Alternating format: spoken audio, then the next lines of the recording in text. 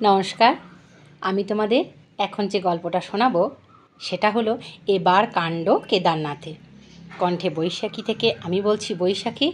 কণ্ঠে বৈশাখীতে আমি তোমাদের স্বাগত জানাচ্ছি। এই গল্প কেমন লাগলো তোমরা আমাকে কমেন্ট করে জানিও। কি ভাবছেন ফেলুবাবু? প্রশ্নটা করলেন রহস্য রোমাঞ্চ ঔপন্যাসিক লালমোহন গাঙ্গুলি ওরফে জটায়ু। আমরা তিনজনে রবিবারের সকালে আমাদের বালিগঞ্জের বৈঠকখানায় বসে আছি। লালমোহনবাবু যথারীতি তার গড়পাড়ের বাড়ি থেকে চলে এসেছেন গল্পগুজবের জন্য। এই কিছুক্ষণ হলো এক পশলা বৃষ্টি হয়ে গেছে, কিন্তু এখন গনগনে রোদ্দুর। রবিবার, লোডশেডিং নেই বলে আমাদের পাখাটা খুব দাপটের সাথে ঘুরছে। ফেলুদা বলল, ভাবছি আপনার সদ্য প্রকাশিত উপন্যাসটার কথা। পয়লা বৈশাখ জটায়ুর আটলান্টিক আতঙ্ক বেরিয়েছে, আর আজ 5ই বৈশাখের মধ্যেই নাকি 4,500 কপি বিক্রি হয়ে গেছে। লালমোহনবাবু বললেন, ও বইয়ে যে আপনার মতো লোকের ভাবনার খোরাক ছিল তাই তো জানতুম না মশাই। ফেলুদা বলল, ঠিক সেই রকম ভাবনাটা নয়, তবে ভাবছিলাম আপনার গল্প যতই গাঁজাখুরি হোক না কেন, স্রেফ মশলা আর পরিপাকের জোরে যে শুধুই উতরে যায় তা কিন্তু নয়, রীতিমতো উপাদেয় হয়। লালমোহনবাবু গদগদ ভাব করে কিছু বলার আগেই ফেলুদা বলল, তাই ভাবছিলাম আপনার পূর্বপুরুষদের মধ্যে কোনো গল্প লিখিয়ে টিকিয়ে ছিলেন কি না। লালমোহনবাবু গদগদ হয়ে বললেন, তা সত্যি বলতে কি, আমি লালমোহনবাবু, আমার পূর্বপুরুষদের সম্বন্ধে প্রায় কিছুই আমরা জানি না।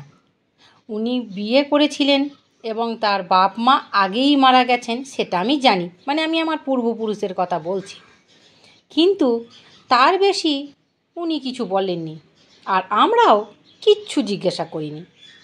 লালমোহনবাবু বললেন, 5-7 পুরুষ আগের কথা তো আর বিশেষ জানা যায় না। তাদের মধ্যে হয়তো কোনো কথক ঠাকুর থেকে থাকতে পারেন, তবে গত 2-3 জেনারেশনের মধ্যে ছিল না সেটা কিন্তু আমি বলতে পারি। ফেলুদা বললেন, আপনার বাবার আর ভাই ছিল না? লালমোহনবাবু বললেন, 3 ব্রাদার্স। উনি ছিলেন মিডল। জ্যাঠা মোহিনীমোহন হোমিওপ্যাথিক ডাক্তার ছিলেন। ছেলেবেলায় আর্নিকা, রাস্টক্স, বেলোডোনা, পালসেটিলা যে কত খেয়েছে তার এওয়াত্তা নেই। গ্রেট গ্র্যান্ডফাদার ললিতমোহন ছিলেন paper merchant. LM Ganguly and সন্সের দোকান এই যে সেদিন অবধি ছিল, ভালোই ব্যবসা ছিল। গড়পাড়ের বাড়িটা LMই তৈরি করেছে। ঠাকুরদাদা বাবা দুজনেই ব্যবসায় যোগ দেন। বাবা যতদিন বেঁচে ছিলেন ততদিন ব্যবসা চালান। 52তে চলে গেলেন। তারপর যা হয় আর কি, এলো M গাঙ্গুলি অ্যান্ড সন্স। এর নামটা ব্যবহার হয়েছিল কিছুদিন, কিন্তু মালিক বদল হয়ে গেছিল। আর আপনার ছোট কাকা? ফেলুদা বলল। লালমোহনবাবু বললেন, তিনি ব্যবসায় যোগ দেননি। No sir, no. ছোট কাকা দুর্গামোহনকে দেখি আমার জন্মের অনেক পরে। আমার জন্ম 36-এ। দুর্গামোহন 29-এ সন্ত্রাসবাদীদের দলে যোগ দিয়ে খুলনার অ্যাসিস্ট্যান্ট কমিশনার টার্নুবুল সাহেবকে গুলি মেরে তার থুতনি উড়িয়ে দেন। ফেলুদা বললেন, তারপর হাওয়া বেপাত্তা, পুলিশ ধরতেই পারেনি ছোটো কাকাকে। আমার ধারণা আমার অ্যাডভেঞ্চার প্রীতিটা ছোটো কাকার থেকেই পাওয়া, বললেন লালমোহনবাবু। ফেলুদা বললেন, উনি আর আসেননি? লালমোহনবাবু বললেন, হ্যাঁ এসেছিলেন, একবার এসেছিলেন স্বাধীনতার পর 49-এ। তখন আমি 3য় ক্লাসে পড়ি আর কি। সেই প্রথম আর সেই শেষ দেখা ছোটো কাকার সঙ্গে আমার। তবে যাকে দেখলাম তিনি সেই অগ্নিযুগের ছোটো কাকা দুর্গামোহন গাঙ্গুলি কিন্তু তিনি নন। Complete change. কোথায় সন্ত্রাস, কোথায় পিস্তল, একেবারে নিরীহ শাস্তিক পুরুষ। মাসখানেক ছিলেন, তারপর আবার চলে যান। ফেলুদা বললেন, কোথায় গিয়েছেন? লালমোহনবাবু বললেন, যতদূর আমার মনে পড়ে কোনো জঙ্গলে কাঠের ব্যবসা করতে যান। ফেলুদা জিজ্ঞাসা করলেন, বিয়ে করেননি? লালমোহনবাবু বললেন, না না, কিন্তু আপন বা জেঠতুতো ভাই বোন আছে নিশ্চয়ই। আপন বোন একটি আছে, তবে দিদি। স্বামী রেলওয়েতে চাকরি করেন, ধানবাদে পোস্টেড। জ্যাঠার ছেলে নেই, 3টি মেয়ে। মেয়েদের স্বামী ভারতবর্ষের বিভিন্ন অঞ্চলে ছড়িয়ে ছিটিয়ে আছেন। বিজয়া দশমীতে একটি করে পোস্টকার্ড, ব্যাস।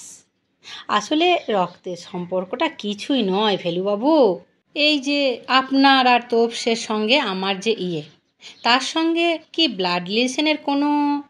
লালমোহনবাবুর কথা থামতেই হলো, কারণ দরজায় টোকা পড়েছে। এটা যাকে বলে অপ্রত্যাশিত, কারণ টেলিফোনে অ্যাপয়েন্টমেন্ট করা ছিল 9:30টার জন্য। এখন বেজেছে 9:33। ভদ্রলোকের নামটা জানা ছিল টেলিফোনে, উমাশঙ্কর পুরী। এবার চেহারাটা দেখা গেল। মাঝারি হাইট, দোহারা গড়ন, পরনে ঘি রঙের হ্যান্ডলুমের স্যুট, দাড়ি গোঁফ কামানো, মাথার চুল কাঁচা পাকা মেশানো, ডান দিকে সিঁথি। এই শেষের ব্যাপারটা দেখলেই কেন যেন আমার কি বলবো, অস্বস্তি হয়। মনে হয় মুখটা যেন আয়নায় দেখছি। পুরুষদের মধ্যে শতকরা 1জনের বেশি ডান দিকে সিঁথি কেউ করে কি না আমার সন্দেহ আছে। যদি কারণটা জিজ্ঞাসা করলে বলতে আমি পারবো না যে কেন আমার অপছন্দ হয়। আপনাকে খুব তাড়াহুড়ো করে চলে আসতে হয়েছে মনে হচ্ছে না? ফেলুদার মন্তব্য করল। আলাপ পর্বের পর ভদ্রলোক চেয়ারে বসতেই, হ্যাঁ, তা উমাশঙ্করের ভুরু কপালে উঠে গেল। কিন্তু সেটা আপনি জানলেন কি করে? দেখুন মশাই, আপনার বাঁ হাতের সব নখই পরিষ্কার করে ক্লিপ দিয়ে কাটা। তার একটি নখ এখনও কোটের পকেটের ধারে লেগে আছে, অথচ ডান হাতে 2টি নখের পরে আর বাকিগুলি? আর বলবেন না, বললেন মিস্টার পুরী। ঠিক সেই সময় একটা ট্র্যাঙ্ক কল এসে গেল। কথা শেষ হতে দেখি আপনার সঙ্গে অ্যাপয়েন্টমেন্টের সময় হয়ে গেছে। যাকগে, এবার বলুন আপনাকে কিভাবে আমি সাহায্য করতে পারি? মিস্টার পুরী গম্ভীর হয়ে নিজেকে সংযত করে নিলেন। তারপর বললেন, মিস্টার মিত্তির, আমি থাকি ভারতবর্ষের আর এক প্রান্তে। আপনার নাম আমি শুনেছি ভানগড়ের রাজার কাছ থেকে। শুধু নাম নয়, প্রশংসা। তাই আমি আপনার কাছে এসেছি। আমি তাতে গর্ববোধ করছি। এখন কথা হচ্ছে কি, মিস্টার পুরী থামলেন। তার মধ্যে একটা ইতস্তত ভাব লক্ষ্য করছিলাম। তিনি আবার বললেন, ব্যাপারটা হচ্ছে কি, একটা দুর্ঘটনা ঘটতে পারে। সেইটা যাতে না ঘটে তাই আমি আপনার সাহায্য চাইছি। সেটা পাওয়া যাবে কি?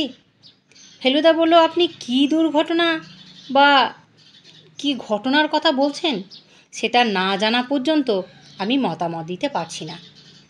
শ্রীনাথ এই সময় চা, চানাচুর, বিস্কুট এনে রাখলেন। কথায় একটু বিরতি পড়ল।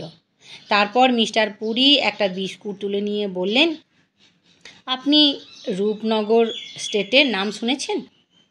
নামটা চেনা চেনা লাগছে, বলল ফেলুদা। উত্তরপ্রদেশে কি? ঠিক বলেছেন, বললেন মিস্টার পুরী। আলিগড় থেকে 90 কিলোমিটার পশ্চিমে। আমি যখনকার কথা বলতে যাচ্ছি সেটা আজ থেকে 30 বছর আগে। তখন রাজা ছিলেন চন্দ্রদেব সিং। আমি ছিলাম এস্টেটের ম্যানেজার। ভারত স্বাধীন হয়ে গেলেও তখনও এসব নেটিভ স্টেটের উপর তত চাপ পড়েনি। রাজারা রাজাই ছিলেন।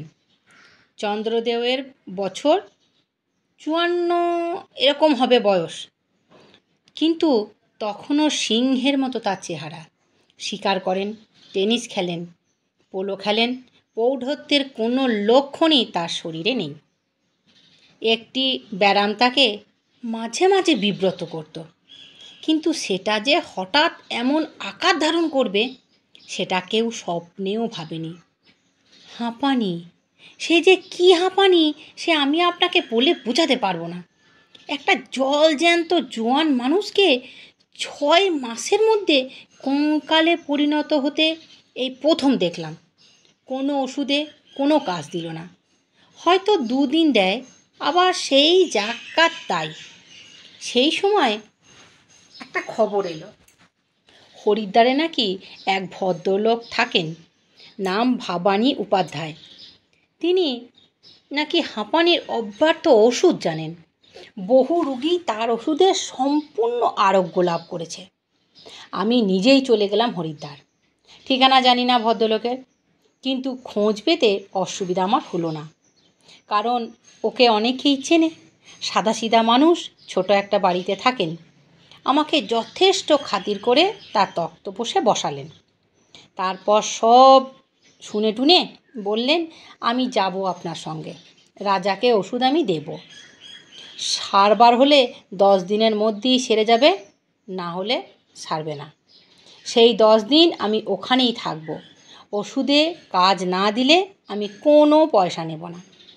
বললেন, বিশ্বাস করবেন না মিস্টার মিত্তির, 10 দিন নয়, 7 দিন নয়, 3 দিনের মধ্যে রাজার হাঁপানি উধাও। এমন যে ঘটতে পারে সেটা না দেখলে বিশ্বাস করা যায় না। উপাধ্যায় বললেন, তার ওষুধের দাম 50 টাকা। রাজাকে বলতে তিনি তো কথাই কানে তুললেন না, কোনো কথা। বললেন, আমি মরতে বসেছিলাম, উনি এসে আমাকে নতুন জীবন দান করেছেন, আর তার দাম হলো কিনা 50 টাকা। এখানে বলে রাখি যে রাজা চন্দ্রদেও মানুষটা একটু খামখেয়ালি ছিলেন। তাছাড়া তার শোক, তার আনন্দ, তার ক্রোধ, তার দয়া, তার দাক্ষিণ্য সবই ছিল সাধারণ মানুষের চেয়ে মাত্রায় অনেকটা বেশি। 50 টাকার বদলে উনি উপাধ্যায়কে যেটা দিলেন সেটা একটা মণিমুক্ত খচিত সোনার বাল গোপাল। জিনিসটা আসলে একটা পেন্ডেন্ট বা লকেট, লম্বায় ইঞ্চিখানেক হবে। তখনকার দিনে সেটার দাম 5-7 লাখ টাকা। একটু ফাঁক পেয়ে ফেলুদা প্রশ্ন করল, উপাধ্যায় নিলেন সেই লকেট? সেই কথাই তো বলছি মশাই, বললেন উমাশঙ্কর পুরী। উপাধ্যায় বললেন, আমি সাদাসিধে মানুষ, আমাকে এমন বিপাকে ফেলছেন কেন? এত দামি একটা জিনিস আমার কাছে থাকবে, সেটা লোকে আমার বলে বিশ্বাস করবে কেন? সবাই ভাববে আমি চুরি করেছি। রাজা বললেন, কারুক তো, কে কি করুক আমি দেখব, আমার জানার কোনো দরকার নেই আপনার সঙ্গে কে কি করলো। আমার তো আর খবরটা ঢাক পিটিয়ে জাহির করে বলতে যাচ্ছি না, আর নেহাতি যদি কেউ জেনে ফেলে তার জন্য আমি আমার নিজের শিরমোহর দিয়ে একটি চিঠি লিখে দেব যে এটা আমি আপনাকে পারিতোষিক হিসাবে দিলাম। এরপরে তো আর কারুর কিছু বলার নেই। উপাধ্যায় বলল, তাই যদি হয় তাহলে আমি মাথা পেতে নেব আপনার এই পারিতোষিক। ফেলুদা বলল, আপনি রাজা এবং উপাধ্যায়, এই 3 জন ছাড়া আর কেউ কি ঘটনাটা জানতো? আমি সত্যি কথা বলবো, বললেন উমাশঙ্কর পুরী।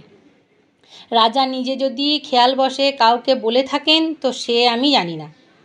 ব্যাপারটা জানতো রাজা, রানী এবং 2 রাজকুমার, সুরজ ও পবন। বড় কুমার সুরজ অতি চমৎকার ছেলে, রাজপরিবারে এমন দেখাই যায় না। তার বয়স তখন 22 কি 23, ছোট কুমারের বয়স 15।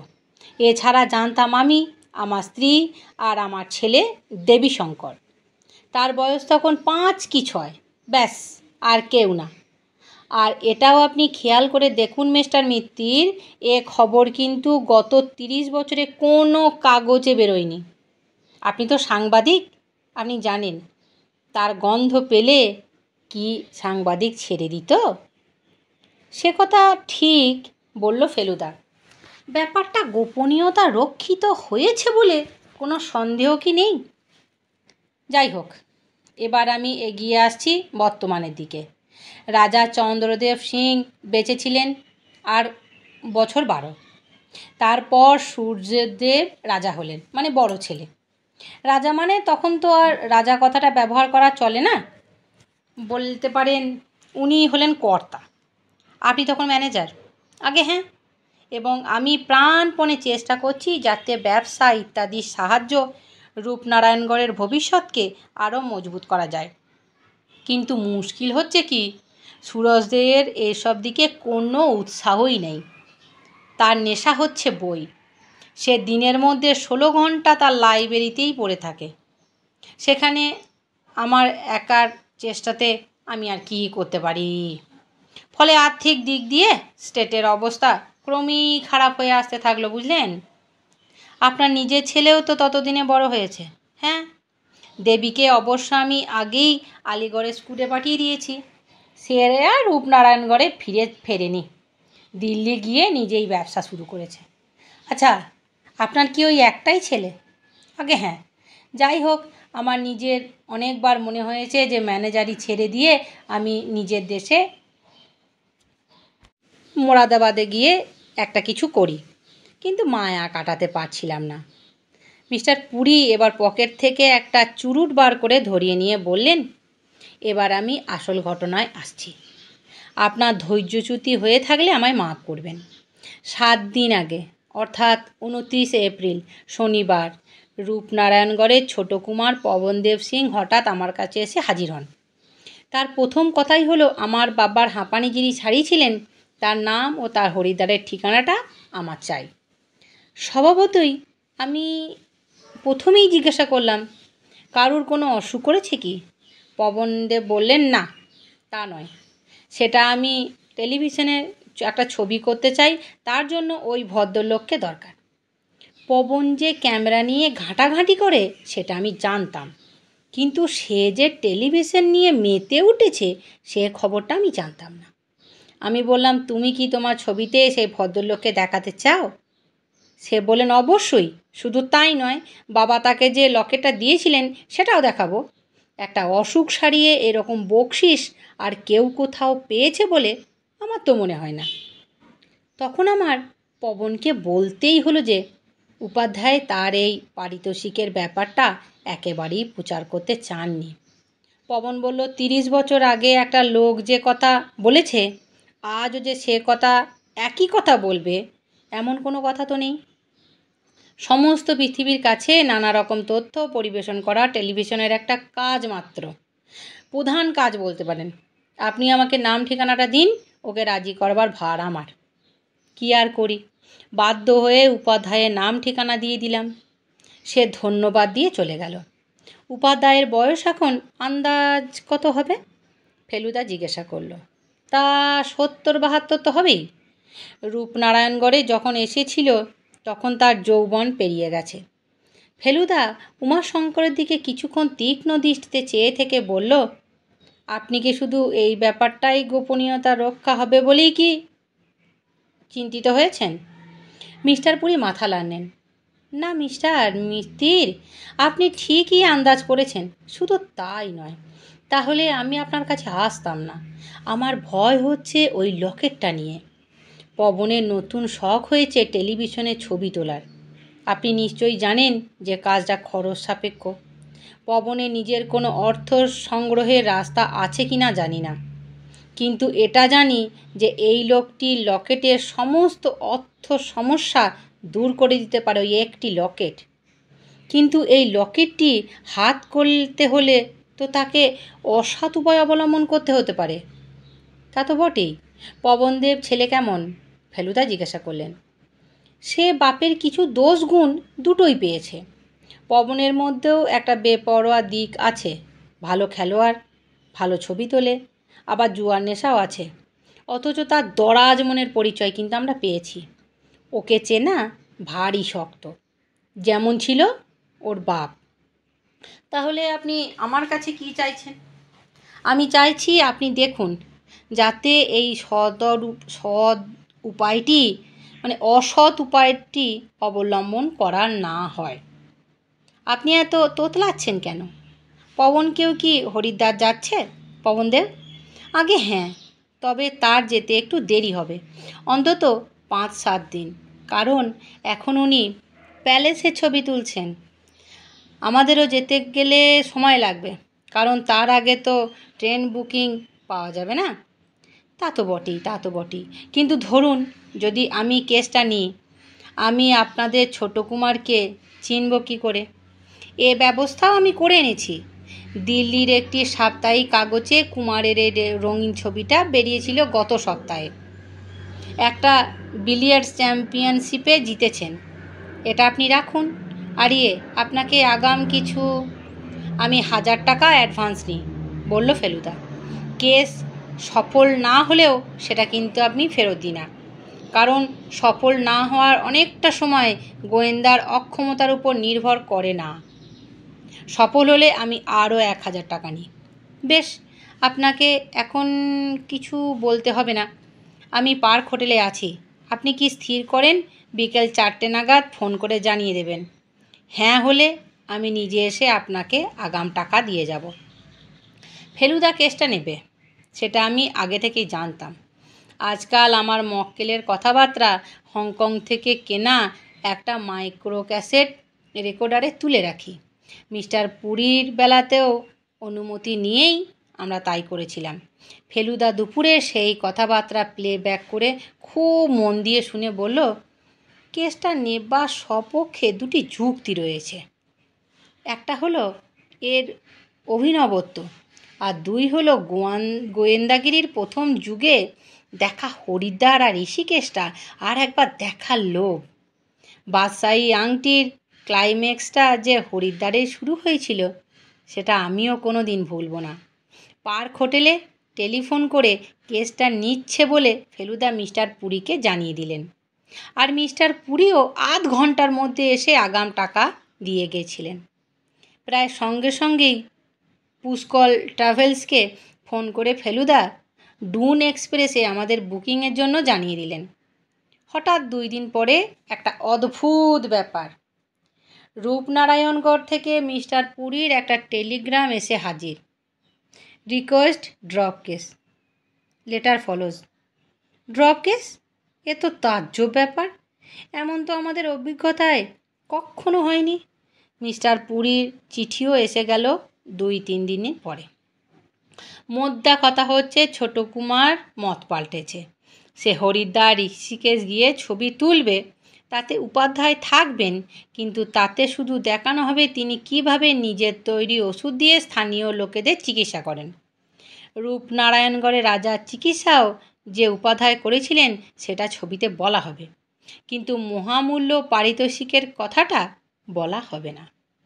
ফেলুদা টেলিগ্রামে উত্তর দিল, dropping case but going as pilgrims, অর্থাৎ কেস বাতিল করছি, কিন্তু তীর্থযাত্রী হিসাবে যাচ্ছি। আমি জানি ফেলুদা ও কথা লিখলেও ওর নিজের গরজেই চোখ কান খোলা রাখবে, আর তদন্তের কোনো কারণ দেখলে তদন্ত করবে। সত্যি বলতে কি, ভবানী উপাধ্যায় আর ছোটকুমার পবনদেব সিং, এর 2 লোককেই আমার খুব ইন্টারেস্টিং বলে মনে হচ্ছিল। আমরা 3 জন এখন ডুন এক্সপ্রেসের একটা 3 টায়ার কম্পার্টমেন্টে বসে আছি। ফৌজদার স্টেশনে মিনিট 2-1 গাড়ি থামলে আমরা ভাঁড়ের 1 কাপ চা কিনে এক কাপ চা করে 3 জন 3 পেয়ালা চা খেলাম। আপনি যে বলছিলেন হরিদ্বার গেছলেন, সেটা কবে? ফেলুদা তার সামনে সিটে বসা লালমোহনবাবুকে জিজ্ঞাসা করলেন। আমার ঠাকুরদা একবার সপরিবারে তীর্থভ্রমণে যান, বললেন লালমোহনবাবু, ইনক্লুডিং হরিদ্বার। তখন আমার বয়স 1.5, কাজেই নো মেমারি। এবার অন্য দিক থেকে একটা প্রশ্ন এলো, আপনারা কি শুধু হরিদ্বারই যাচ্ছেন, না ওখান থেকে এদিকে ওদিকেও ঘুরবেন? এ প্রশ্ন করলেন লালমোহনবাবুর পাশে বসা এক বৃদ্ধ। মাথায় সামান্য চুল, যা আছে তা সবই পাকা, কিন্তু চামড়ার টান, দাঁতও সব অরিজিনাল, আর চোখের দুপাশে যে খাঁজগুলো রয়েছে সেগুলো যেন হাসবার জন্য তৈরিই হয়ে আছে। হরিদ্বারের একটু কাজ ছিল, বলল ফেলুদা। সেটা হয়ে গেলে পর দেখা যাক। কি বলেন মশাই? বৃদ্ধের চোখ কপালে উঠে গেল। অদ্দূর এসে কেদার বদ্রীনাথ দেখে যাবেন না? বদ্রীনাথ তো সোজা বাসে করেই যাওয়া যায়। কেদারের শেষের কটা মাইল অবশ্যই এখনও বাস রুট হয়নি। তবে এখন ঠিক যেন কেদারনাথের বদ্রী কিছুই নয়। কেদারনাথের কাছে বদ্রীনাথ। যদি পারেন তো একবার কেদারটা ঘুরে আসবেন। শেষের হাঁটা পথটুকু। আর ফেলুদা আর আমার দিকে তাকিয়ে, আপনাদের বয়সই বাকি, আর লালমোহনবাবুর দিকে তাকিয়ে বললেন, এনার জন্য তো ডান্ডি আর টাট্টু ঘোড়াই আছে। টাট্টু ঘোড়ায় চড়েছেন কখনো? শেষের প্রশ্নটা অবশ্যই লালমোহনবাবুকেই করা হলো। লালমোহনবাবু হাতের ভাঁড়টা একটা শেষ চুমুক দিয়ে জানলা দিয়ে বাইরে ফেলে দিয়ে গম্ভীরভাবে অন্যদিকে চেয়ে বলেন, আগে না, তবে থর ডেজার্টে একবার উটের পিঠে চড়ে দৌড়ের অভিজ্ঞতা হয়েছিল। সেটা আপনার হয়েছে কি? বৃদ্ধ মাথা নাড়লেন, তা হয়নি। আমার চড়বার ক্ষেত্রে হলো হিমালয়ের এই বিশেষ অংশ। 23 বার এসেছি কেদারনাথ বদ্রীনাথ। ভক্তি টক্তি যে আমার তেমন আছে তা নয়, তবে এখানকার প্রাকৃতিক দৃশ্য থেকেই আমি সব আধ্যাত্মিক শক্তি আহরণ করি। কোনো বিগ্রহের দরকার হয় না। ভদ্রলোকের নাম পরে জেনেছিলাম মাখনলাল মজুমদার। শুধু কেদারবদ্রী নয়, যমুনোত্রী, গঙ্গোত্রী, গোমুখ, পঞ্চকেদার, বাসুকিতাল এসবও ওর দেখা। নেহাত একটা সংসার আছে, না হলে হিমালয়েই থেকে যেতেন। অবশ্যই ওটাও বললেন যে আজকের বাস ট্যাক্সিতে করে যাওয়া আর আগেকার দিনে পায়ে হেঁটে যাওয়া এক জিনিস নয়। বললেন আজকাল তো আর কেউ পিলগ্রিম নয়, সবই পিকনিকারাস। তবে হ্যাঁ, গাড়ির রাস্তা তৈরি করে তো আর হিমালয়ের দৃশ্য পাল্টানো যায় না। নয়নবিরাম বলতে যা বোঝায় সেরকম দৃশ্য এখনও অফুরন্তই আছে। ভোর 6টায় ডুন এক্সপ্রেসে পৌঁছালাম হরিদ্বার। সেই বাদশাহী আংটির সময় যেমন দেখেছিলাম। পান্ডার উপদ্রবটা যেন একটু তার থেকে কম বলে মনে হলো। স্টেশনের একটা রেস্টুরেন্টে চা বিস্কুট খেয়ে নিলাম। উপাধ্যায়ের নাম এখানে অনেকেই জানে। আন্দাজ করি বোধহয় ফেলুদা রেস্টুরেন্টের ম্যানেজারকে তার হদিশ জিজ্ঞাসা করলো। উত্তর শুনে বেশ ভাবলাম, একটা হোঁচট খেলাম। ভবানী উপাধ্যায় 3-4 মাস হলো হরিদ্বার ছেড়ে রুদ্রপ্রয়াগ চলে গেছে। তার বিষয়ে আরও খবর কে দিতে পারেন, বলতে পারেন? জিজ্ঞাসা করলো ফেলুদা। উত্তর এলো, এখানকার খবর পেতে হলে রুদ্রপ্রয়াগ যেতে হবে। আর যদি আগেকার খবর চান তো কান্তি ভাই পণ্ডিতের কাছে যান। উনি ছিলেন উপাধ্যায়জির বাড়িওয়ালা।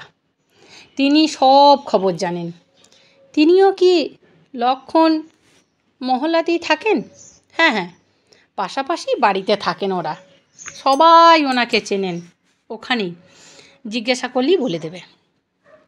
আমরা আর সময় নষ্ট না করে বিল চুকিয়ে দিয়ে বেরিয়ে পড়লাম।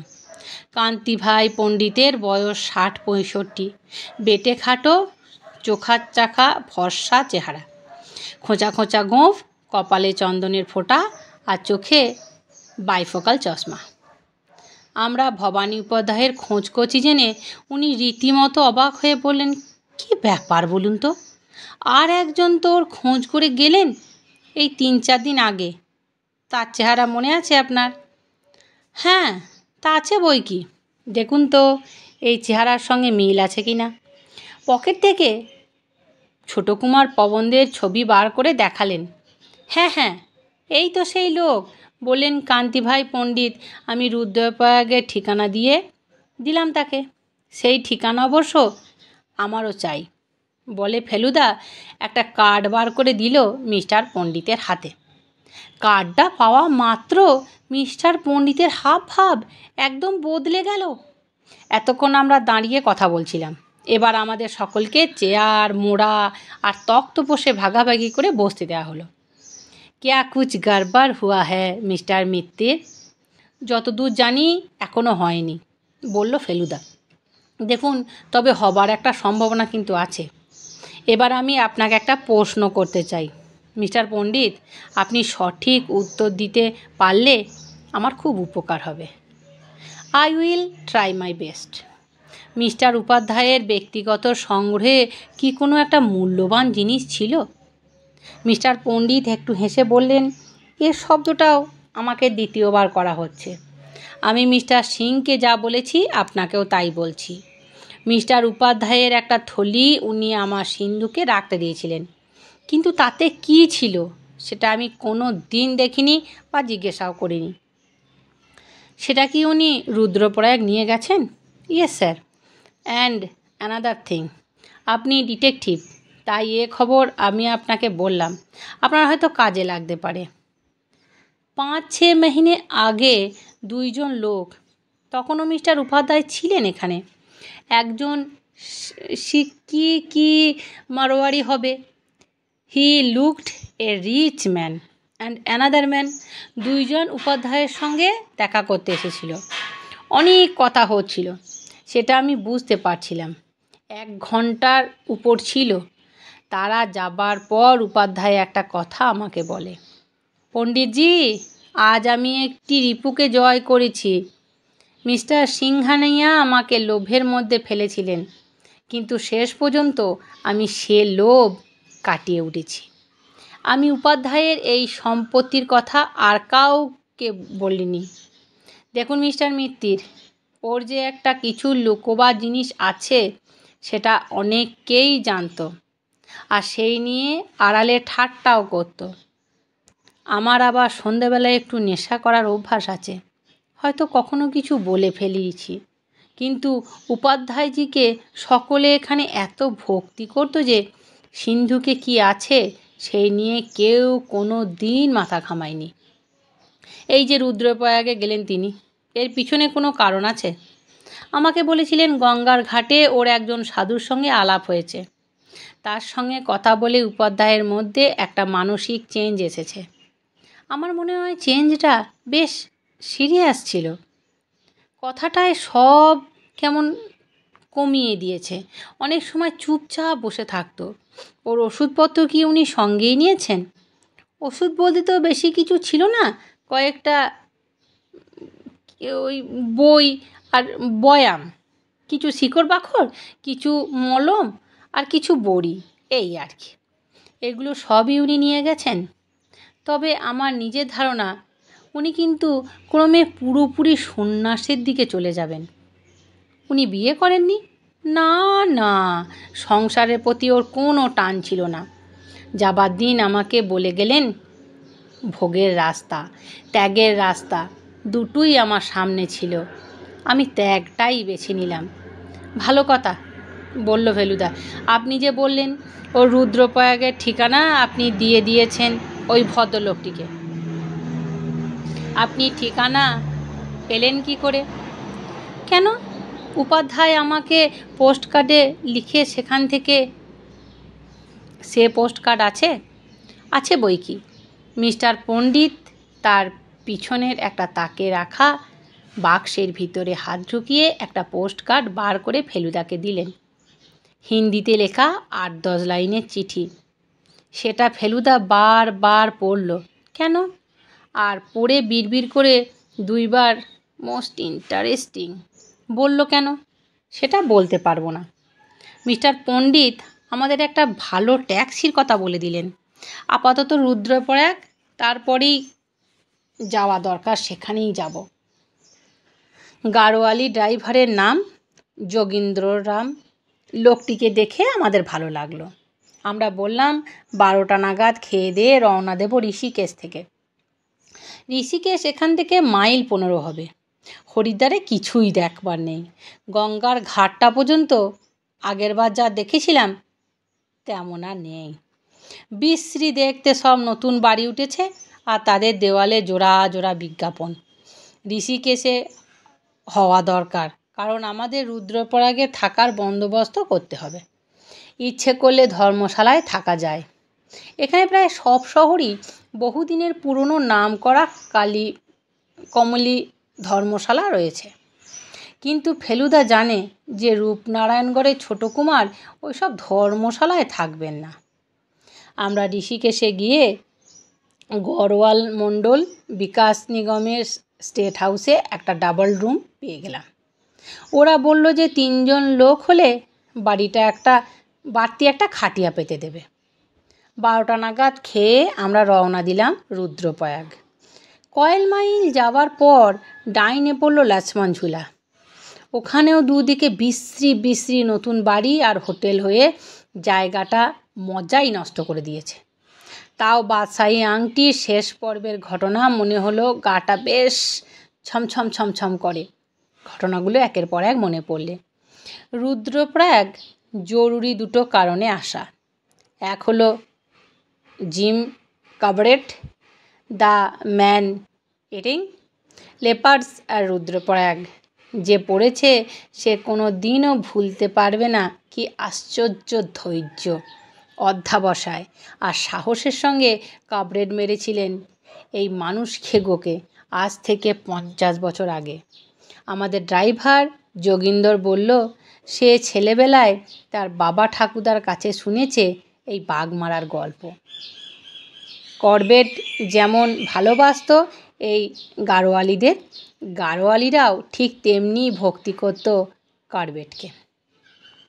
রুদ্রপ্রয়াগের আর একটা ব্যাপার হচ্ছে এখান থেকে বদ্রী ও কেদার 2 জায়গাতেই যাওয়া যায়। 2টো নদী এসে মিশেছে রুদ্রপ্রয়াগে, মন্দাকিনী আর অলকানন্দা। অলকানন্দা ধরে গেলে বদ্রীনাথ আর মন্দাকিনী ধরে গেলে কেদারনাথ। বদ্রীনাথের শেষ পর্যন্ত বাস যায়। কেদারনাথ যেতে বাস থেকে প্রায় 18 কিলোমিটার আগে গৌরীকুণ্ডে, সেখান থেকে হয় হেঁটে না হয় ডান্ডি বা টাট্টু ঘোড়া ভাড়া করে যাওয়া যায়। ঋষিকেশ থেকে বেরিয়েই বনের মধ্যে দিয়ে পাহাড়ের পথ আরম্ভ হয়ে গেল। পাশ দিয়ে বয়ে চলেছে স্থানীয় লোকেরা যাকে বলে গঙ্গা মাই। ঋষিকেশ থেকে রুদ্রপ্রয়াগ 140 কিলোমিটার। পাহাড়ের রাস্তা ঘন্টায় 30 কিলোমিটার করে গেলেই সেই সন্ধ্যার আগে পৌঁছানো যাবে না। তাছাড়া পথে 3টে জায়গা পড়ে, দেবপ্রয়াগ, কীর্তিনগর আর শ্রীনগর। এই শ্রীনগর কাশ্মীরের রাজধানী নয়, গাড়োয়াল জেলার রাজধানী। পাহাড় ভেদ করে বনের মধ্যে দিয়ে কেটে তৈরি করা রাস্তা ঘুরে ঘুরে উঠেছে, আবার ঘুরে ঘুরে নামছে। মাঝে মাঝে গাছপালা সরে গিয়ে খোলা সবুজ পাহাড় বেরিয়ে পড়ছে। তারই কোলে ছবির মতো ছোট ছোট গ্রাম দেখা যাচ্ছে। কি সুন্দর, ঠিকই খুব সুন্দর।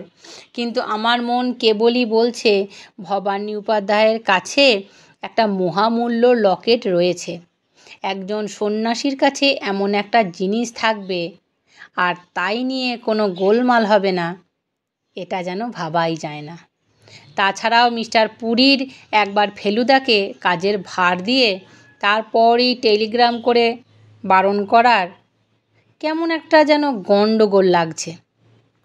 অবশ্য তিনি চিঠিতে কারণ লিখেছেন ঠিকই, কিন্তু এই জিনিস এর আগে কখনো হয়নি বলেই বোধহয় একটা খটকা মন থেকে যাচ্ছে না। লালমোহনবাবু কিছুক্ষণ থেকেই উসখুস খুসখুস করছিলেন। এবার বললেন, আমি গণ্ডগোল আর ইতিহাস ফাঁসে চিরকালই কাঁচা ছিলাম ফেলুবাবু। সেটা তো আপনি আমার লেখা পড়ে অনেকবার বলেছেন। তাই মানে আমরা ভারতবর্ষের এখন ঠিক কোনখানে আছি সেটা একটু বলে দিলে নিশ্চিন্ত বোধ করব। ফেলুদা তার বার্থোলিমিউ কোম্পানির বড় ম্যাপটা খুলে বুঝিয়ে দিল, এই যে দেখুন হরিদ্বার, আমরা এখন যাচ্ছি এই দিকে, এই যে রুদ্রপ্রয়াগ অর্থাৎ পূবে নেপাল, পশ্চিমে কাশ্মীর আর আমরা মধ্যিখানে, বুঝলেন? হ্যাঁ, এইবারে ক্লিয়ার। পথে শ্রীনগরে থেমে চা খেয়ে রুদ্রপ্রয়াগ পৌঁছাতে পৌঁছাতে হয়ে গেল প্রায় 5টা। স্কুল, কলেজ, হাসপাতাল, পোস্ট অফিস, থানা সব মিলিয়ে রুদ্রপ্রয়াগ বেশ বড় শহর।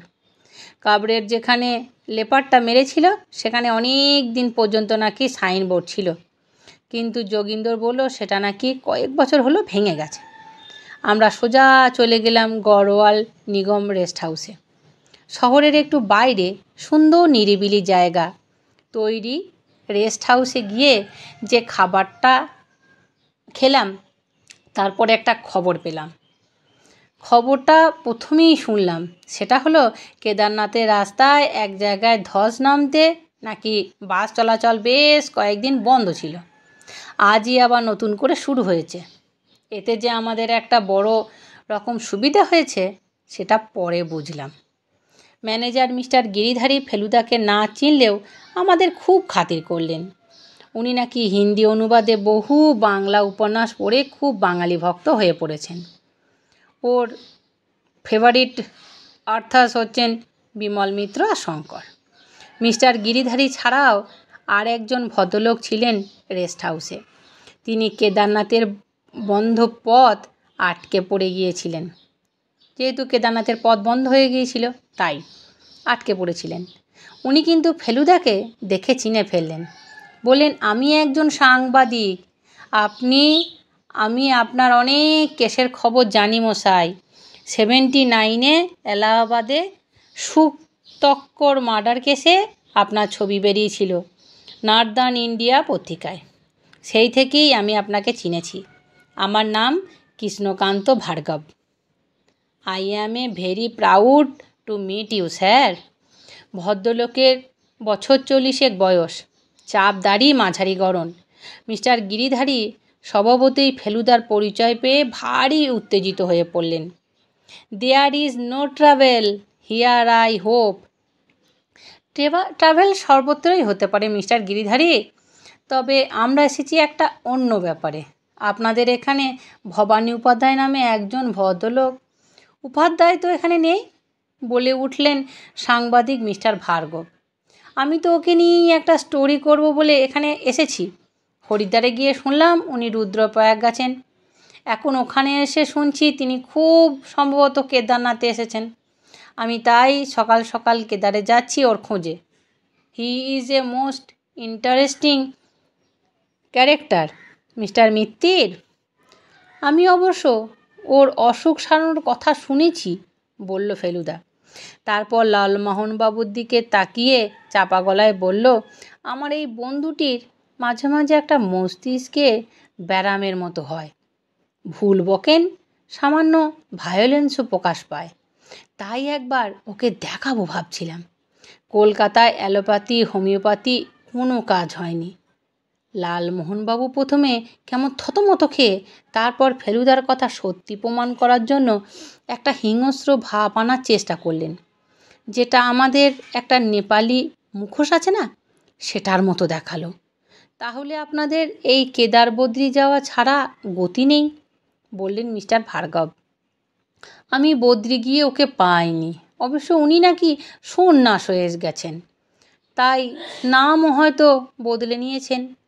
এই সময় রেস্ট হাউসের গেটের বাইরে একটা আমেরিকান গাড়ি থামলো, আর তার থেকে 3 জন ভদ্রলোক নেমে আমাদের দিকে এগিয়ে এলেন। ওদের যিনি জলপতি, তাকে চিনতে মোটেই অসুবিধা হলো না, কারণ তারই রঙিন ছবি রয়েছে ফেলুদার কাছে।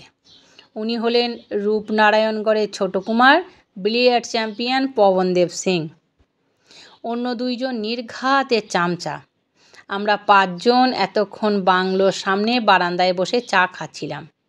এবার আরও 3 জন লোক বাড়ল। পবনদেব একটা বেতের চেয়ার দখল করে বসলো। আমরা বদ্রীনাথ থেকে আসছি, নো লাক। উপাধ্যায় ওখানে নেই। মিস্টার গিরিধারী বলেন, আশ্চর্য ব্যাপার এই যে আমরা ওখানে যতজন অতিথি এসেছি সকলেই উপাধ্যায়ের খোঁজ করছেন এবং প্রত্যেকেই বিভিন্ন কারণে। আপনিও ছবি তুলবেন, মিস্টার ভার্গব ওর ইন্টারভিউ করবেন, আর মিস্টার মিত্তির ওর বন্ধুর চিকিৎসা করাবেন। পবনদেবের দলের সঙ্গে টেলিভিশনের যন্ত্রপাতি রয়েছে। ক্যামেরা পবনদেবের নিজের হাতে, আর তাতে লাগানো একটা প্লেয়ারলেস। ওটা তো আপনার টেলিলেন্স দেখছি, ফেলুদা মন্তব্য করল। পবনদেব ক্যামেরাটা টেবিলের উপর রেখে বলল, হ্যাঁ, সকালের রোদে বদ্রীনাথের চূড়ো থেকে বরফ গলে গলে পড়তে দেখা যায়। অ্যাকচুয়ালি আমার পুরো সরঞ্জাম একজনেরই হ্যান্ডেল করতে পারে, ক্যামেরা, সাউন্ড, সব কিছু। আমরা এই 2 বন্ধু থাকলেই গৌরীকুণ্ড পর্যন্ত, বাকি আমি একাই সব তুলব। তার মানে আপনিও যাচ্ছেন কেদারনাথ? হ্যাঁ, কাল ভোরেই বেরিয়ে পড়ছি। আপনি ভবানী উপাধ্যায়কে নিয়ে ফিল্ম তুলেছেন? হ্যাঁ, অস্ট্রেলিয়ান টেলিভিশনের জন্য। উপাধ্যায় মানে? তার সঙ্গে হরিদ্বার, ঋষিকেশ, কেদার, বদ্রীনাথ কিছু থাকবে। তবে সেন্ট্রাল ক্যারেক্টার হবেন ভবানী উপাধ্যায়। আশ্চর্য চরিত্র। উনি আমার বাবার হাঁপানি যেভাবে সারিয়েছিলেন সেটা একটা মিরাক্কেল। আমি আর চোখে পবনদেবকে লক্ষ্য করে যাচ্ছিলাম। মিস্টার উমাশঙ্কর পুরী যে চরিত্র বর্ণনা করেছিলেন তার সঙ্গে কোনো মিল আমি পাচ্ছিলাম না। ফেলুদা দেখলাম উমাশঙ্কর পুরীর কোনো উল্লেখ করল না। রুদ্রপ্রয়াগে পৌঁছানোর সময় একটা হোটেল দেখে রেখেছিলাম আমরা। সেখানেই আমরা তিনজনে গিয়ে ডিনার সারলাম। বয় তখন অর্ডার নিতে এলো। তখন লালমোহনবাবু হঠাৎ ভীষণ তেজের সঙ্গে টেবিলের উপর একটা ঘুষি মেরে একটা গোলমরিচ দানা উল্টে দিয়ে বললেন তিনি আলমাডিলোর ডিমের ডালনা খাবেন। তখন ফেলুদা তাকে বুঝিয়ে বলতে হলো যে তাদের কাছে ওর অসুখের কথাটা বলা হয়েছে শুধু তাদের সামনেই যেন এই ধরনের ব্যবহার চালাতে পারে, অন্য সময় নয়। বিশেষ করে ভায়োলেন্সটা যার তার সামনে দেখাতে গেলে হয়তো লালমোহনবাবুকেই প্যাদানি খেতে হবে। তা বটে, বললেন লালমোহনবাবু, তবে অপরচুনিটি পেলে কিন্তু ছাড়ব না। পরদিন ভোরে উঠতে হবে বলে আমরা খাওয়ার পর্ব শেষ করেই রেস্ট হাউসে চলে এলাম। কেউ কোনো হুমকি চিঠি দিয়ে যায়নি তো এই ফাঁকে? আমাদের আবার এই জিনিসটার একটা ট্র্যাডিশন আছে। কিন্তু না, এদিক ওদিক দেখেও তেমন কিছু পেলাম না। আমাদের দুটো ঘর পরেই পবনদেব তার বন্ধু আর মিস্টার গিরিধারীকে নিয়ে পানীয়ের সদ্ব্যবহার করছেন। সেটা গ্লাসে টুং টাং আর দমকে দমকে হাসি থেকেই বুঝতে পারছিলাম। লালমোহনবাবু তার বালিশে মাথা দিয়ে বললেন, একটা কথা কিন্তু বলতেই হবে ফেলুবাবু। সেদিন আপনার ঘরে বসে পুরী সাহেব ছোটো কুমার সম্বন্ধে যা বলে থাকুক না কেন, আমার কিন্তু ভদ্রলোককে বেশ মাই ডিয়ার বলেই মনে হচ্ছে। ফেলুদা বলল, প্রকৃতি কিন্তু অনেক হিংস্র প্রাণীকেই সুন্দর করে সৃষ্টি করেছে। বাংলার বাঘের চেয়ে সুন্দর কোনো প্রাণী আছে কি? ময়ূরের ঠোকরানিতে যে কি তেজ আছে তা তো আপনি জানেন না? লালমোহনবাবু তার অ্যালার্ম ক্লকের চাবিটা একটা মোচড় দিয়ে চোখে একটা হিংস্র উন্মাদ ভাব এনে বললেন, পোপোক্যাটা পেটাপোটা পুলটিস। আমরা ঠিক 5:30টার সময় ট্যাক্সির সামনে গিয়ে হাজির হলাম। যোগীন্দ্ররাম তার আগেই রেডি। আমাদের গাড়ির কাছেই পবনদেব আমেরিকান গাড়িতে মাল তোলা হচ্ছে। ও গাড়ি আধ ঘন্টার আগে বেরোতে পারবে না বলে মনে হয়। তবে এও ঠিক যে মাঝপথে ও আমাদের ছাড়িয়ে যাবে। ট্যাক্সিতে যখন উঠতে যাব তখন ছোটো কুমার হঠাৎ আমাদের দিকে এগিয়ে এলেন। বোঝাই যাচ্ছে কিছু বলার আছে। ভদ্রলোক ফেলুদাকে উদ্দেশ্য করে বললেন, কাল রাতে মিস্টার গিরিধারী নেশার ঝোঁকে আপনার আসল পরিচয়টা আমাদের দিয়ে দিয়েছেন। আপনি আমাকে একটা সোজা প্রশ্ন করতে চাই, আমি করব? ফেলুদা বললেন, বলুন। উমাশঙ্কর কাকা কি আমার উপর নজর রাখার জন্য আপনাকে এ কাজে বহাল করেছেন? তিনি যদি সেটা করেও থাকেন, বলল ফেলুদা, সেটা কি নিশ্চয়ই আমাকে কি আপনার কাছে প্রকাশ করতে হবে? কারণ সেটা নীতিবিরুদ্ধ এবং বোকামি। তবে আমি আপনাকে বলে দিচ্ছি, আসলে আমি মিস্টার পুরীর হয়ে কিছু করছি না। আমাদের এখানে আসার প্রধান উদ্দেশ্য হচ্ছে ভ্রমণ। তবে যদি কোনো গণ্ডগোল দেখি তাহলে গোয়েন্দা হয়ে আমাকে নিজেকে সংযত রাখা খুবই মুশকিল হবে। ভবানী উপাধ্যায় সম্পর্কে আমার নিজেরও একটা প্রবল কৌতূহল জেগে উঠেছে। তার একটা বিশেষ কারণ আছে, যদিও এখনও সেটা প্রকাশ করতে পারছি না। এবার আমি আপনাকে একটা প্রশ্ন করতে পারি? করুন। আপনি কি আপনার ফিল্মে সেই বিখ্যাত লকেটটি দেখাতে চান? নিশ্চয়ই। অবশ্যই, সেটা যদি এখন উপাধ্যায়ের কাছে থেকে থাকে তো। কিন্তু উপাধ্যায়ের কাছে যে ওরকম একটা জিনিস আছে? সেটা জানাজানি হয়ে গেলে ওর তো জীবন বিপন্ন হয়ে উঠবে। এতদিনে সে ব্যাপারটা গোপন ছিল, সে ব্যাপারটা তো আর গোপন থাকবে না, সেটা আপনি প্রচার করে দেবেন। মিস্টার মিত্তির, তিনি যদি সত্যি সন্ন্যাসী হয়ে থাকেন তাহলে তো তার আর ওই জিনিসের কোনো প্রয়োজন থাকতে পারে না। আমি ওকে বলবো একটা কোনো বড় মিউজিয়ামে ওটা যেন দান করে দেন। জিনিসটা 400 বছর আগে তিবাঙ্কুরের রাজা ছিল, কারিগরির দিকে দিয়ে অতুলনীয়। উনি ওটা ডোনেট করবে, চিরকাল ওর নাম ওই লকেটের সঙ্গে জড়িয়ে থাকবে। মোট কথা, ওই লকেট আমি ছবিতে দেখেছি এবং সেখানে আশা করি কোনো বাধা দিতে কেউ চেষ্টা করবেন না। শেষের কথাটা বেশ দাপটের সঙ্গে বলে ছোটকুমার তার গাড়িতে ফিরে গেলেন। এবার একটা জায়গায় সাংবাদিক মিস্টার ভার্গব এসে বললেন, আপনারা 3 জন আছেন, জানলে তো আমাদের সঙ্গেই যাওয়া যেত। উপাধ্যায়ের সম্বন্ধে যেসব তথ্য আবিষ্কার করেছি ওগুলো আপনাকে বলতে পারতাম। আপনার এই তথ্যের সোর্সটা কি? ফেলুদা জিজ্ঞাসা করল। কিছু দিয়েছেন রূপনারায়ণগড়ের বড়কুমার সুরদেব, কিন্তু আসল তথ্য দিয়েছে রাজবাড়ির এক 80 বছরের বুড়ো বেয়ারা।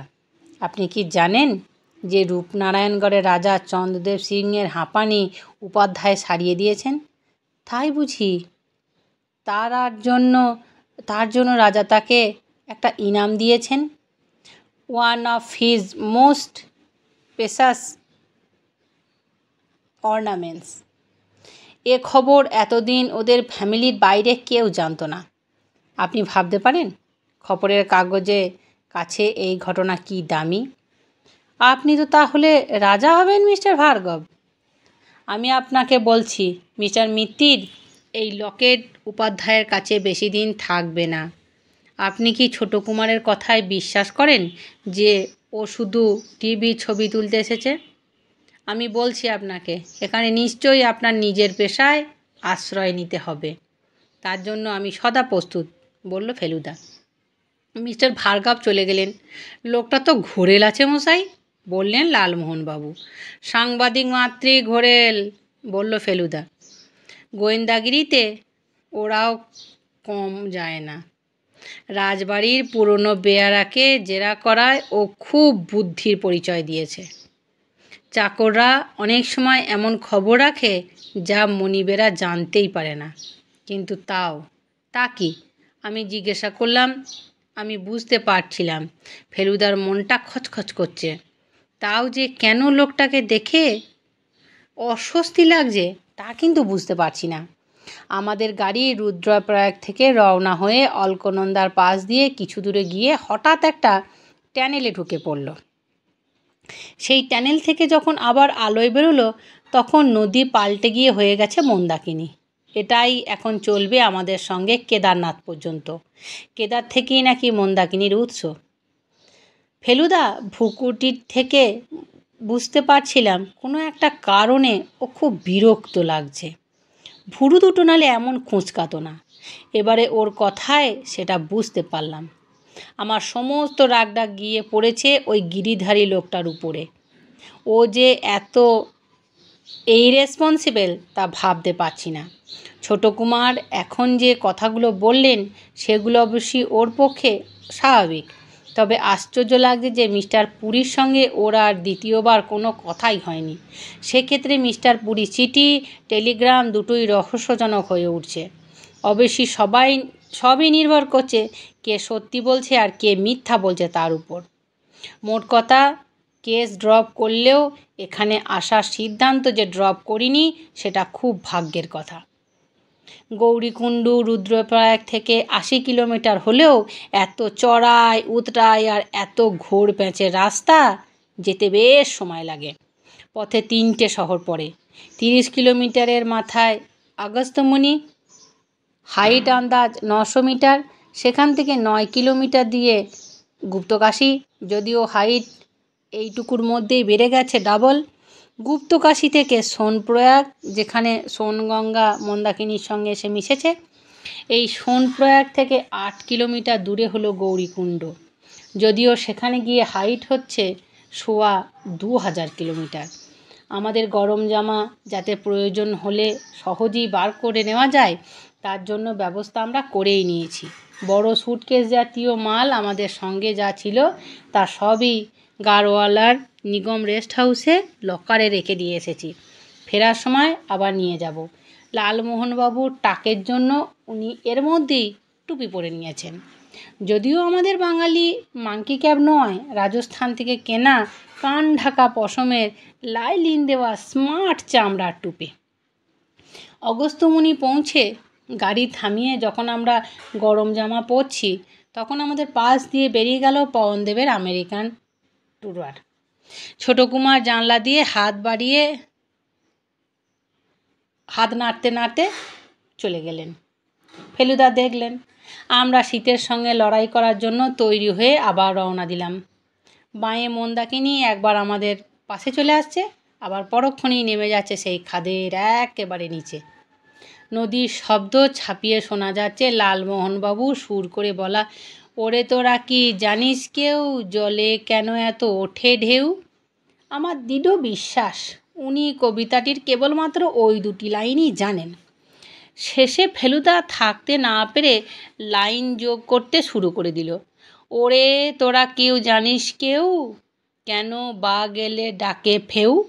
ওরে তোরা কি জানিস কেউ কুকুরের ঘেউ ঘেউ, খোঁকা কাঁদে ভেউ ভেউ। গুপ্তকাশী যখন পৌঁছালাম তখন বেজেছে 10টা। এখানে একটা চায়ের দোকান দেখে থামতে হলো। যাকে ব্রেকফাস্ট বলে সেটা সকালে হয়নি, কাজেই খিদেটা ভালোই হয়েছে। গরম জিলিপি, কচুরি আর চা দিয়ে দিব্য ব্রেকফাস্ট হয়ে গেল। যোগীন্দ্রনগরের এক ভাই কাছেই থাকে, সে বলল তার সঙ্গে 5 মিনিটের জন্য দেখা করে আসছে। সেই ফাঁকে লালমোহনবাবু চন্দ্রশেখর মহাদেব আর অর্ধনারীশ্বরের মন্দিরগুলো দেখতে গেলেন। গুপ্তকাশী থেকে পাহাড়ের ওপর দেখা যায় উখিমঠ। নভেম্বর থেকে এপ্রিল পর্যন্ত কেদারের পথ যখন বরফের জন্য বন্ধ থাকে তখন কেদারেশ্বরের পুজো ওই উখিমঠ থেকেই হয়ে থাকে। লালমোহনবাবু মন্দির দেখে ফিরে এলেন, কিন্তু যোগীন্দ্রের ফেরার নাম নাই। ফেলুদা আর আমি ব্যস্তভাবে এদিক ওদিক দেখছি, এমন সময় দেখি ছোট কুমারের গাড়ি আসছে। ওরা আমাদের পেরিয়ে গিয়ে আবার পিছিয়ে পড়লো কেন? আমাদের দেখে গাড়ি থামিয়ে কুমার নেমে এলেন, বলেন গুপ্তকাশী থেকে নাকি কেদার ও বদ্রি দুটো চূড়াই ভিউ পাওয়া যায়, তাই ওরা এখানে কিছুটা সময় দিলেন। তবে আর দেরি করলে চলবে না, কারণ তাহলে যাত্রীদের রওনা দেওয়ার দৃশ্য তোলার জন্য আর ভালো থাকবে না। কিন্তু তাও যোগীন্দ্রের দেখা নাই। তার বদলে দেখা দিল সাংবাদিক মিস্টার ভার্গব। তার গাড়িটা আগে দেখেছিলাম আর ভাবছিলাম তিনি এখানে ততক্ষণ কি করছেন। ভদ্রলোক বললেন যে কেদারনাথের সেবায়েতের একজন নাকি এখানে কেউ রয়েছেন। ওর সকলেই রাওয়াল পরিবারের লোক। এই বিশেষ রাওয়ালটির সঙ্গে নাকি একটা ইন্টারভিউ নিতে গিয়েছিলেন মিস্টার ভার্গব। এখনই আবার তাকে ছুটতে হবে সোনপ্রয়াগ হয়ে গৌরীকুণ্ডু। মিস্টার ভার্গব চলে যাওয়ার সঙ্গে সঙ্গে একটা বছর 15 ছেলে এসে হঠাৎ 4:30 কি কোই প্যাসেঞ্জার হ্যাঁ হ্যাঁ বলে হাঁক দিতেই ফেলুদা ব্যস্তভাবে তার দিকে এগিয়ে গেল। 4:30 কি প্যাসেঞ্জার? হ্যাঁ। কেন, কি হয়েছে? ব্যাপার আর কিছুই নয়, আমাদের গাড়ির ড্রাইভার জখম হয়ে পড়ে আছে কিছু দূরে। ছেলেটি তাকে চেনে বলে সে খবর দিতে এসেছে। লালমোহনবাবুকে আমাদের জিনিসপত্র পাহারা দেওয়ার জন্য রেখে আমরা 2 জন ছেলেটাকে অনুসরণ করে গেলাম। 5-7টা বাড়ি নিয়ে একটা নিরিবিলি পাড়ায় একটা কলা গাছের ধারে যোগীন্দ্ররাম মাটিতে মুখ থুবড়ে পড়ে আছে। তার মাথার পিছন দিকের ঘন কালো চুলে রক্তের ছোপ। শরীরের ওঠানামা থেকে বোঝা যাচ্ছে সে মরেনি, কিন্তু ফেলুদা তাও দৌড়ে গিয়ে তার নাড়ি পরীক্ষা করল। কে এই কুকীর্তি করেছে এই নিয়ে চিন্তা করার সময় কিন্তু নেই, এখন দরকার ওর চিকিৎসা। ছোকরাটি বলল, এখানে হাসপাতাল দাওয়াখানা 2 আছে। সে আবার গাড়িও চালাতে জানে। শেষ পর্যন্ত সেই নিয়ে ট্যাক্সি চালিয়ে যোগীন্দ্রকে হাসপাতালে নিয়ে গেল। সব মিলিয়ে ঘণ্টা 1.5 দেরি হয়ে গেল। যোগীন্দ্রনাথের মাথায় ব্যান্ডেজ, ব্যথাও আছে। তাকে বলা হলো যে এখান থেকে অন্য ট্যাক্সির ব্যবস্থা করে দিতে, আমরা তাতেই যাব। কিন্তু সে রাজি হলো না, সে নিজেই যাবে আমাদের নিয়ে। কে মেরেছিল কিচ্ছু বুঝতে পারেনি। কে মেরেছিল কুছ বুঝতে পেরেছিলে? ফেলুদা জিজ্ঞাসা করলো। নেহি, বলল যোগিন্দর, পিছে সে আকার মারা। এখানে তোমার কোনো দুশ্মন আছে? কই নেই। ফেলুদা কি ভাবলো সেটা আমি জানি। দুশ্মন যদি থাকে তো সে আমাদের দুশ্মন। আমাদের দেরি করিয়ে দেওয়ার জন্য ব্যাপারটা করা হয়েছে। শত্রুকে আমরা বুঝতে না পারলেও শত্রু যে রয়েছে তাতে কোনো সন্দেহ নেই। আমরা রওনা হবার পর আমি ফেলুদাকে বললাম, আচ্ছা মিস্টার পুরী যে তোমার কাছে এসেছিল সেটা জানতে পেরে ছোটকুমার তাকে দিয়ে টেলিগ্রাম করিয়ে চিঠিটা লেখায়নি তো, যাতে তার কাছে ফেলুমিত্তির কোনো বাধার সৃষ্টি না করতে পারে? এটা তুই খুব ভালো ভেবেছিস তো তোপসে। কথাটা আমারও মনে হয়েছে। অবশ্যই তার মানে এটাও বোঝা যায় যে মিস্টার পুরীর ওপর এতটা কর্তৃত্ব করার ক্ষমতা ছোটকুমারের আছে। তা থাকবে না কেন? বললেন লালমোহনবাবু। Chhotokumar is prince and Puri is only a karmachari. ঠিক বলেছেন আপনি, বলল ফেলুদা। এখানে বয়সের তফাতটা কিচ্ছু ম্যাটার করে না।